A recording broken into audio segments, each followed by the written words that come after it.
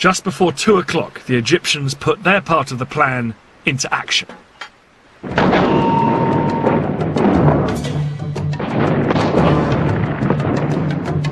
Their assault across the canal on the forts of the Bar Lev line was such a momentous event in Egyptian history, it was later restaged for the cameras.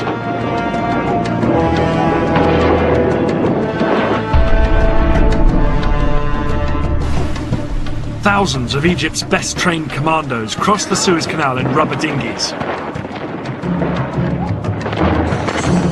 They landed on the east bank in the gaps between the forts of the Bar Lev line. The Egyptian commandos then scrambled up the high sand ramparts. They attached rope ladders to make it easier for the soldiers following on behind them.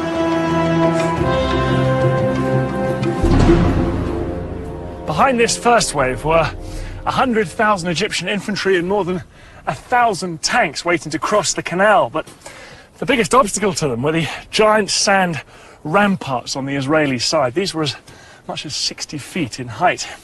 It was impossible for the Egyptian tanks and heavy artillery to climb up and over them. The Egyptians experimented with using dynamite to blow holes in them, but this was found to take far too long. But then one junior engineer officer had a flash of genius. He suggested using high-pressure hoses to blast the ramparts with water from the canal.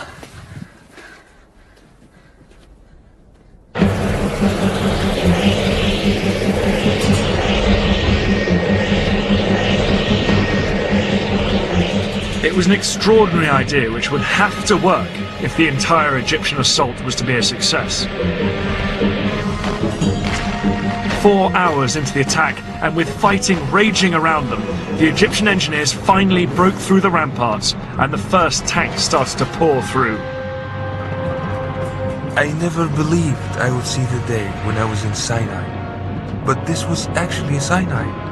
I looked back at the West Bank and all the green on the other side, and to the east, all I could see is desert. It was good feeling. The eastern bank of the canal now became a battlefield. The Israelis manning the forts sprayed machine gun fire at their Egyptian attackers to try and stem the tide. But within 2 hours, 23,000 of Egypt's infantry were on the east bank, and had advanced up to 1 mile into Sinai.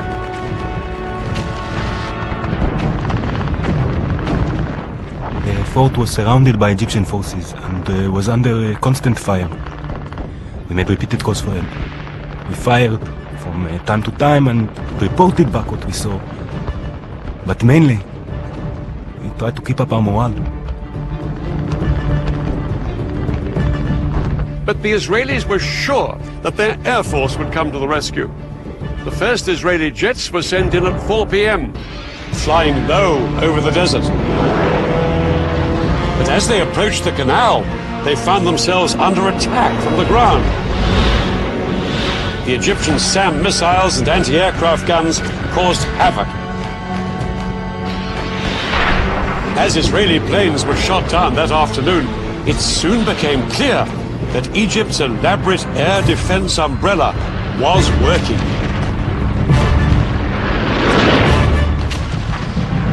Israel's single greatest weapon, its air force, was virtually powerless to hold back the Egyptian onslaught.